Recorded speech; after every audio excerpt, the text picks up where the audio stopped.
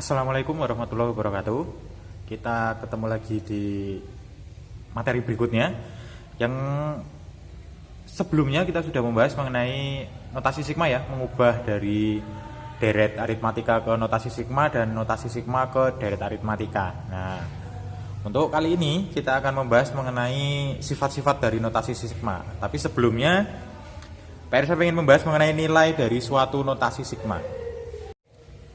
Oke, contohnya saya punya sigma 2K dengan K dari batas bawah 2 sampai 5. Itu nilainya berapa? Berarti kita harus menghitungnya. Nah, sebelum hitungnya, cara yang paling gampang adalah menjabarkannya menjadi bentuk deretnya. Berarti sigma 2K dengan K dari 2 sampai 5, berarti dia adalah 2 dikali 2. Pertamanya langsung 2 ya, karena batas bawahnya 2, ditambah 2 dikali 3, ditambah 2 dikali 4, ditambah 2 dikali 5. Berarti bentuk deretnya adalah 4 ditambah 6 ditambah 8 ditambah 10, gitu ya. Berarti nilainya tinggal kita jumlahkan saja. Berarti berapa ini? Ini 10, 10, 18, 18 tambah 10 berarti 28. Artinya apa? Nilai dari sigma 2K untuk batas bawah K sama dengan 2 sampai 5, nilainya adalah 28. Gitu ya. Mudah ya? Oke, contoh yang berikutnya itu adalah sigma dari I kuadrat ditambah 2I untuk batas bawah dari 1 sampai 4. Oke. Ini bisa dikerjakan langsung ya, atau kita bisa pakai model lain, jadi sigma itu bisa dipecah-pecah. Jadi kita bentuk ini kita pecah menjadi sigma I dari 1 sampai 4 I kuadrat ditambah sigma dari I sama dengan 1 sampai 4 2I. Nah, ini kita bisa pecah ya. Nah, gitu ya. Ini pun karena dia konstanta, dia bisa keluar dari sigmanya menjadi sigma dari I dari 1 sampai 4I kuadrat ditambah 2 dikali sigma I dari 1 sampai 4I saja. Karena ini duanya sudah pindah ke depan. Nah, baru kita hitung. Sigma I kuadrat dari batas bawah 1 sampai 4 itu siapa? Kan 1 kuadrat ditambah 2 kuadrat ditambah 3 kuadrat ditambah 4 kuadrat ya. Ini bentuk yang kiri ditambah 2 kali. Nah, sigma I dari 1 sampai 4. Ingat ini cuma I saja, berarti tinggal 1 ditambah 2 ditambah 3 ditambah 4. Nah, berarti nilainya adalah berapa ini? 1 kuadrat itu 1 ditambah 4 ditambah 9 ditambah 16 gitu ya. Ditambah 2 kali, nah 1 tambah 2 tambah 3 tambah 4 adalah 10 ya. Nah, ditambah 2 kali 10. Tinggal kita jumlahkan yang sini.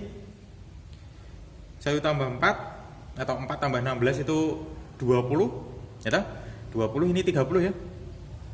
30 ditambah 2 kali 10, 20 sama dengan 50. Berarti nilai dari sigma ini adalah 50. Oke? Jadi sigma itu bisa dipecah-pecah. Ini kan I kuadrat plus 2I, ini bisa dipecah menjadi I kuadrat ditambah sigma 2I dengan batas bawah dan batas atasnya sama dengan induknya. Gitu ya? Oke, jadi selama video, jika videonya sedang diputar, kalian bisa mencatat hal-hal penting yang dibutuhkan ya. Jadi bisa diputar ulang lagi buat kamu catat sesuatu yang penting buat kamu, gitu ya. Supaya kalau suatu saat lupa nggak harus lihat videonya, tapi bisa lihat catatannya. Oke, kita masuk ke sifat-sifat notasi sigma, gitu ya. Sifat yang pertama, jika ada sigma K untuk K dari batas bawah 1 sampai N, itu nilainya akan sama saja dengan sigma I dari I sama dengan 1 sampai N. Maksudnya apa sih Pak? Nah, maksudnya intinya gini loh. Ini kan variabelnya K, ini kan variabelnya I, itu nggak ngaruh buat nilai sigmanya, gitu ya. Jadi misalnya saya punya sigma K dari 1 sampai 3 ini K, nah berarti kan dia nilainya siapa? 1 ditambah 2 ditambah 3 kan? Itu akan sama saja dengan sigma jika ini tak ganti variabelnya jadi I dari 1 sampai 3 juga, tapi ini di sini I kan, berarti yang jalan kan I kan. Kalau ini yang jalan K karena dia variabelnya K. Nilainya siapa sih? Nilainya juga 1 ditambah 2 ditambah 3. Jadi nilainya akan sama saja sejauh dia rumusnya sama dan variabelnya berbeda, gitu ya. Jadi ini cuma menunjukkan variabel saja. Itu sifat yang pertama. Oke, kita masuk sifat yang kedua. Nah, jika ada sigma C dengan C itu konstanta, ingat C itu konstanta ya, bukan variabel ya. Di sini variabelnya K. Nah, sigma C dengan C-nya konstanta dari batas bawahnya M sampai N, maka nilainya adalah ini, N dikurangi M ditambah 1 dikali C. Agak susah dipahami jika pakai lambang-lambang seperti itu. Oke, tak kasih contohnya saja. Jadi misalnya saya punya sigma, jelek ya. Saya punya sigma dari misalnya K dari 1 sampai 5, tapi dia konstanta, nggak ada A, B, C-nya, dia cuma 3 saja misalnya gitu ya. Nah, padahal kalau misalnya ini K, berarti kan K-nya jalan ya dari 1 sampai 5 ya. Tapi kalau misalnya ini K loh ya, misalnya ini K berarti kan 1 ditambah 2 ditambah 3 ditambah 4 ditambah 5, kan bentuknya seperti itu. Tapi kalau ini bukan K, tapi dia sebuah konstanta, misalnya bilangan 3 saja, apakah buktinya seperti ini? Tidak ya. Nah, maka penjabarannya bukan seperti ini. Kalau ini kalau ini 3 karena nggak ada K-nya, maka K-nya tetap jalan 1 sampai 5, tapi yang jalan 3-nya, berarti 3-nya sebanyak berapa?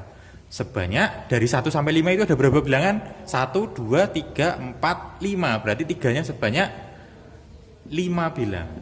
Nah, ini 3. Berarti sama dengan berapa itu? 15. Nah, oke, contoh yang kedua, misalnya ini masih untuk sifat yang kedua ya. Contoh yang kedua, misalnya saya punya sigma 5, ini konstanta juga ya. Untuk K-nya dari 2 sampai 4, hati-hati. Tadi jika K-nya dari 1 sampai 5, 1 sampai 5 itu ada berapa bilangan sih? Yo, 1, 2, 3, 4, 5, ada 5 bilangan. Tapi kalau 2 sampai 4 ada berapa bilangan? Nah, itu batas bawahnya kan 2 ya. Hati-hati jika batas bawahnya tidak 1. Dari 2 sampai 4 itu ada berapa bilangan? Yo, 2, 3, 4. Berarti ada 3 bilangan. Ingat-ingat, dari 2 sampai 4 itu ada 3 bilangan. Nah, berarti 5-nya ada berapa? Berarti nilainya biar ada 3, karena 2 sampai 4 itu ada 3 bilangan. Berarti nilainya sigma ini adalah 15. Gitu ya. Nah, jadinya penjelasan dari N dikurangi M plus 1. Tadi logikanya seperti ini, saudara-saudara. Logikanya, jika misalnya punya sigma 5 dari K sama dengan 2 sampai 4, kalau 4 dikurangi 2 saja kan cuma 2. Padahal dari 2 sampai 4 ada berapa bilangan? Kan ada 3 ya. Berarti ini nilainya adalah, harus yang ngitungnya adalah gimana? 4 dikurangi 2 ditambah 1. Nah, dalam hal ini berarti N-nya adalah 4, gitu ya. M-nya adalah 2 dan ditambah 1. 1 itu dari ininya. Dikali siapa? Dikali C-nya. C-nya di sini 5. Nah, berarti berapa itu? 4 dikurangi 2 ditambah 1 berarti 3 dikali 5, yaitu 15. Jadi penjelasan dari sifat yang kedua itu seperti ini. Oke, sifat yang ketiga. Sifat yang ketiga sudah kita gunakan di cara mencari nilai sigma tadi ya. Jika misalnya saya punya sigma konstanta dikali K dengan K variabel ya, dari 1 sampai N, maka dia konstantanya bisa keluar dari sigmanya. Nah, jadi seperti ini. Contoh tadi ya, misalnya saya punya sigma dari misalnya I dari 1 sampai 10 gitu ya, atau banyakkan 1 sampai 5 gitu saja ya. Untuk 2I. Nah, itu ya, 2-nya kan konstanta, maka konstantanya dia bisa keluar menjadi 2 dikali sigma dari I sama dengan 1 sampai 5I saja, karena 2-nya sudah keluar. Nah, berarti sama dengan 2 dalam kurung sigma I dari I 1 salib ini kan 1 ditambah 2 ditambah 3 ditambah 4 ditambah 5 gitu ya. Berarti 2 dikalikan berapa itu? 5, 6, 10, 15. Nah, berarti nilainya adalah 30. Jadi kalau konstanta bisa keluar dari sigmanya. Oke, kita masuk ke sifat yang keempat. Jadi misalnya ada sigma K dari K sama dari 1 sampai N ditambah, ini ditambah ya, sigma K juga, perhatikan ini sama-sama K dengan rumus yang sama. K-nya sama dengan M plus 1. M plus 1 berarti urutannya ini sampai dengan N. Nah, maka dia akan sama saja jika K-nya dari 1 sampai N langsung. 1 sampai N langsung. Dengan rumusnya K. Nah, jadi contoh singkatnya gampangnya seperti ini loh saudara-saudara. Misalnya saya punya sigma K dari 1 sampai 5. Ini untuk K misalnya ya, atau 2K selama dia rumusnya sama ya, terserah sih, yang penting rumusnya harus sama. Ditambah sigma dari K sama dengan 6 sampai 10 gitu ya. 2K juga, ingat syaratnya ini harus sama-sama rumusnya, itu akan sama saja, perhatikan. Yang perlu diperhatikan apa saja? Oke, rumusnya sama.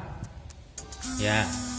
Yang kedua adalah ini K dari 1 sampai 5, kemudian yang ini adalah K dari 6 sampai 10. Nah, ini kan 5 dan 6 urutan ya. Nah, maka kita bisa singkat menjadi sigma dari K sama dengan 1 sampai 10 karena ini urut.